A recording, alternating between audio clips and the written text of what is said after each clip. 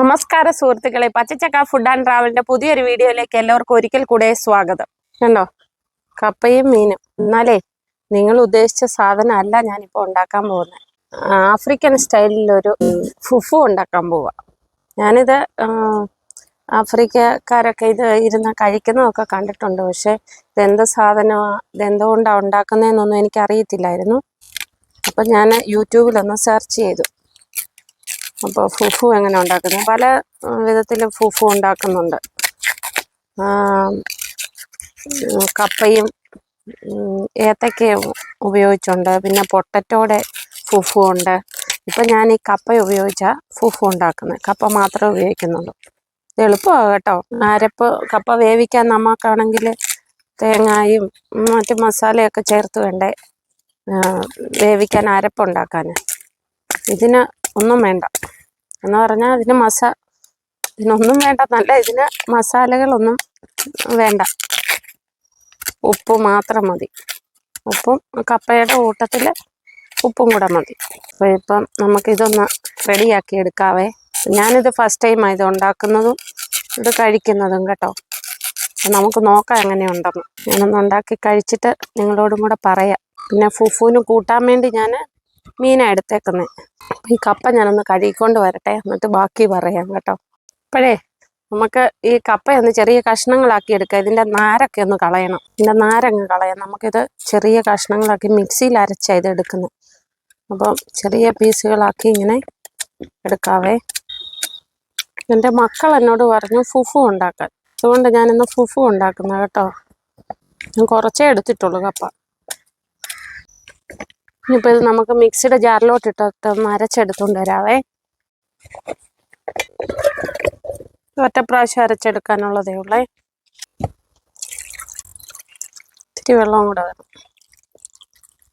ഇത്രയും വെള്ളം വേണം കേട്ടോ. അരച്ചിട്ട് വരാവേ. നമ്മളെ കപ്പ അരച്ചുകൊണ്ട് വന്നേ. ഇത് വെള്ളം കൂടുവോ ഇല്ലയോ എന്നൊന്നും എനിക്കറിയത്തില്ല, നമുക്ക് നോക്കാം. ഇനി അതിനകത്തിലോട്ട് കുറച്ച് ഉപ്പ് നീരൊഴിച്ചു കൊടുക്കാം. പിന്നെ അരയ്ക്കുമ്പോൾ ഇതിൻ്റെ കൂട്ടത്തിൽ ഉപ്പ് കല്ലോ ഉപ്പ് പൊടി ഉപയോഗിക്കുന്നവർ ഉപ്പ് പൊടി ചേർത്ത് കൊടുത്താലും മതി കേട്ടോ. അപ്പോൾ അരയ്ക്കുന്ന കൂട്ടത്തിൽ അരച്ചെടുക്കുകയും ചെയ്യാം. ഒരു വിസ്ക് ഉപയോഗിച്ച് ആദ്യം ഇളക്കാം.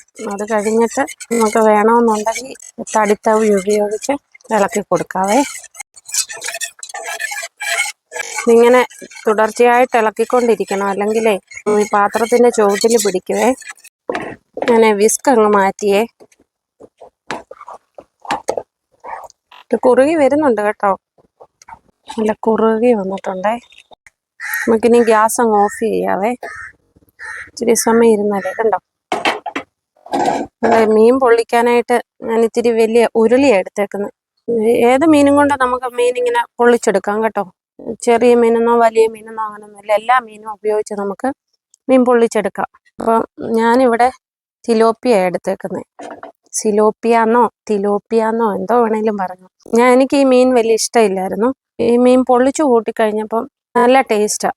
അതുകൊണ്ടാണ് ഞാൻ നിങ്ങളെ കൂടെ ഇതൊന്ന് കാണിക്കാമെന്ന് വിചാരിച്ചേ.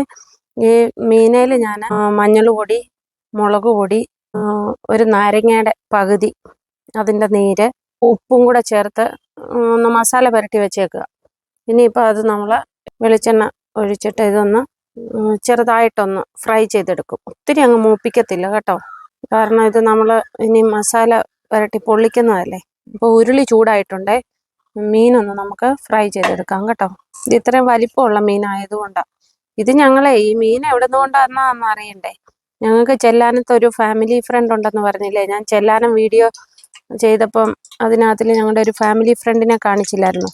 ഞങ്ങൾക്ക് അവിടെ ഒന്ന് പോകേണ്ടി വന്നായിരുന്നു. അവിടെ ചെന്നപ്പോൾ അവിടെ അടുത്ത് ഇത് വളർത്തുന്നുണ്ട്. അപ്പോൾ അവിടുന്ന് വാങ്ങിച്ച് തന്നു വിട്ടതാ. ഓക്കെ, നമ്മുടെ മീനൊന്ന് മറിച്ചിടാവേ.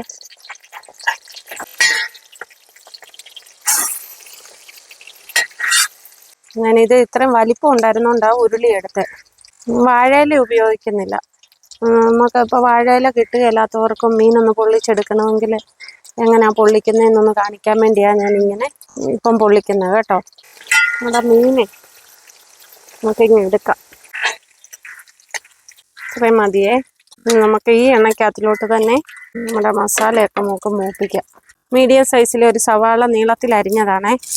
നീളത്തിലോ വട്ടത്തിലോ അങ്ങനെ വേണമെങ്കിൽ അരിയാം കേട്ടോ. പിന്നെ 3-4 പച്ചമുളക്, ഒരു 2-3 അല്ലി വെളുത്തുള്ളി. വലിയ വെളുത്തുള്ളി ആയിരുന്നുകൊണ്ട് ഞാനത് ചെറുതായിട്ട് അരിഞ്ഞു വെച്ചിരിക്കുവാണേ.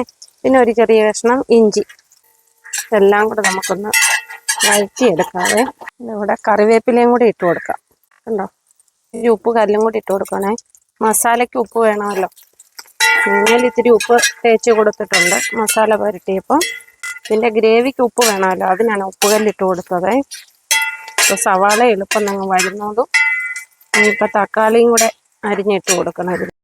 ഇത് നമ്മുടെ ഇവിടുന്ന് പറിച്ച തക്കാളിയാണേ. ഞാൻ അരിഞ്ഞു വെച്ചതാണ്.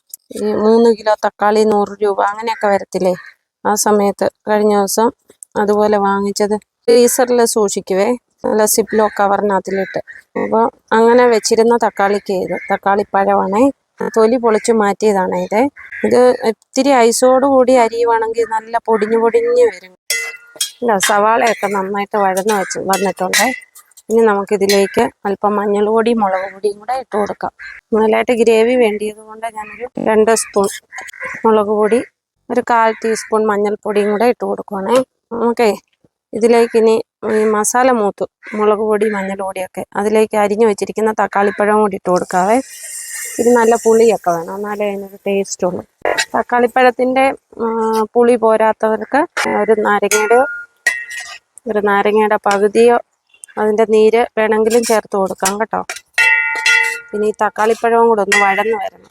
ഇല്ല, നമ്മുടെ തക്കാളിപ്പഴമൊക്കെ വഴന്ന് വരുന്നുണ്ടേ. അങ്ങനെ ഒരു നാരങ്ങയുടെ പകുതിയും കൂടെ ഇതിനകത്തിലോട്ട് പിഴിഞ്ഞൊഴിക്കാം, അതിൻ്റെ നീര്. ഞങ്ങൾക്ക് ഇത്തിരി നല്ല പുളിയും നല്ല എരിയും ഉപ്പും ഒക്കെ വേണം കേട്ടോ.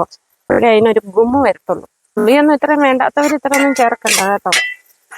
നാരങ്ങ വേണമെങ്കിൽ ഒഴിവാക്കാം. ഞാൻ ഇതിനകത്തിലോട്ട് ഒരു ഇത്തിരി ഉലുവാപ്പൊടിയും കൂടി ഇട്ട് കൊടുക്കുവാണേ. ഇത് വേണമെങ്കിൽ ചേർത്താൽ മതി, ഒരു നുള്ളേ ചേർത്തിട്ടുള്ളൂ. ഒരു ഇത്തിരി വെള്ളം കൂടെ ഒഴിച്ചു കൊടുക്കാവേ, മസാല ഒന്ന് വെന്ത് യോജിക്കാനേ. ഉണ്ടോ, നമ്മുടെ മസാല നല്ല തിളച്ചു. ഇനിയിപ്പോൾ നമുക്ക് ഇവിടെ മീൻ ഇട്ട് കൊടുക്കാവേ. നമുക്ക് ചട്ടുക ഉപയോഗിച്ച് തന്നെ മീനങ്ങോട്ട് വെച്ച് കൊടുക്കാം. ഉണ്ടോ, തന്നെ നല്ലൊരു മണമൊക്കെ വരുന്നുണ്ടേ. നിങ്ങൾ ഓർക്കും ഞാൻ എപ്പോഴും ഈ നല്ല മണമുണ്ടേ എന്ന് പറഞ്ഞു. നല്ല മണമുണ്ട് കേട്ടോ, അതുകൊണ്ട് പറയുന്നതാണ്. അതായത് നമ്മൾ മസാലയൊക്കെ എടുക്കുമ്പം അതിൻ്റെ ഒരു സ്മെല്ല് വരുമല്ലോ. ഇനി തീ ഒന്ന് കുറച്ച് വെച്ച് കൊടുക്കണം. ചെറിയ തീയിൽ ഒരു 5 മിനിറ്റ് ഒന്ന് ഇരുന്നോട്ടെ. അപ്പോഴത്തേക്കിന് ഈ മീനിൻ്റെ ഉള്ളിലോട്ടൊക്കെ ഈ മസാല നന്നായിട്ട് പിടിക്കുകയും ചെയ്യും, നല്ലപോലെ മീൻ വേകുകയും ചെയ്യും, ഗ്രേവിയൊക്കെ ഒന്ന് കുറുകി വരികയും ചെയ്യുവേ. നമ്മുടെ മീനൊന്ന് മറിച്ചിടാവേ. നമുക്ക് ദേഹത്ത് തെറിക്കാതെ നോക്കണം. മാറി നിന്നില്ലേ പണി കിട്ടുവേ. കണ്ടോ, നന്നായിട്ട് വെന്തിട്ടുമുണ്ട്. 2 മിനിറ്റ് കൂടി ഇരിക്കട്ടെ. മറിച്ചിട്ടല്ലോ നമ്മൾ, മറിച്ചിടുമല്ല തിരിച്ചിട്ടു. അപ്പം മസാലയൊക്കെ പിടിക്കട്ടെ. നമുക്ക് അടച്ചു വയ്ക്കാം. കണ്ടോ, നമ്മുടെ മീൻ പൊള്ളിച്ചതൊക്കെ ഇരിക്കുന്ന കണ്ടോ, അടിപൊളി, നല്ല മണം. ഉപ്പൊക്കെ ഞാൻ നോക്കിയായിരുന്നു, കറക്റ്റാണ് കേട്ടോ. നമുക്കിതൊരു പ്ലേറ്റിലോട്ട് മാറ്റാവേ. ഉണ്ടോ, ഇപ്പോൾ വാഴയില ഇല്ലേലും മീൻ പൊള്ളിച്ചെടുക്കാം. ഞങ്ങളിനി ഫുഫു കഴിക്കാൻ പോവാം. നമ്മളെ നമ്മുടെ ഫുഫു മീൻ പൊള്ളിച്ചതും കൂടെ കഴിക്കാൻ പോവാം. ഫുഫു ആണ് നമ്മുടെ മെയിൻ. അതിന് കൂട്ടാനായിട്ട് മീനും കൂടെ പൊള്ളിച്ചെടുത്തിട്ടുണ്ട്. അത് ടേസ്റ്റ് ചെയ്യാൻ പോണേ. ഇനി ഞങ്ങളുടെ വൈകിട്ടത്തെ ഡിന്നറും കൂടെ ഇതാ, നമുക്കൊന്ന് ടേസ്റ്റ് ചെയ്യാം. എളുപ്പമാണ് കേട്ടോ. ഗ്രേവിക്ക് അതിലോട്ടൊന്ന് മുക്കിക്കോട്ടെ. ഫുഫു നന്നായിരിക്കുന്നു. കണ്ടോ, ഫിഷ് മീൻ പൊള്ളിച്ചത് അതില് സൂപ്പർ ആയിരിക്കും. എളുപ്പമുണ്ട്, ഈസിയാ. എല്ലാരും ഒന്ന് ഉണ്ടാക്കി നോക്കണം കേട്ടോ.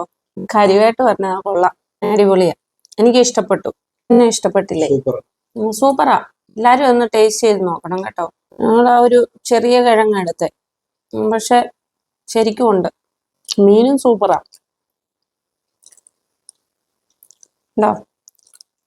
അപ്പോഴേ എൻ്റെ ഈ ചെറിയ വീഡിയോ നിങ്ങൾക്ക് ഇഷ്ടമായെങ്കിൽ ലൈക്ക് ചെയ്യണം, കമൻറ്റുകൾ അറിയിക്കണം കേട്ടോ. ഈ ചെറിയ ചാനൽ ഒന്ന് സബ്സ്ക്രൈബ് ചെയ്ത് സപ്പോർട്ട് ചെയ്യുകയും കൂടെ ചെയ്യണേ. പിന്നെ അടുത്തൊരു കിടുക്കാച്ചി വീഡിയോയുമായി വരും വരേക്കും signing off Pachachakka food and travel.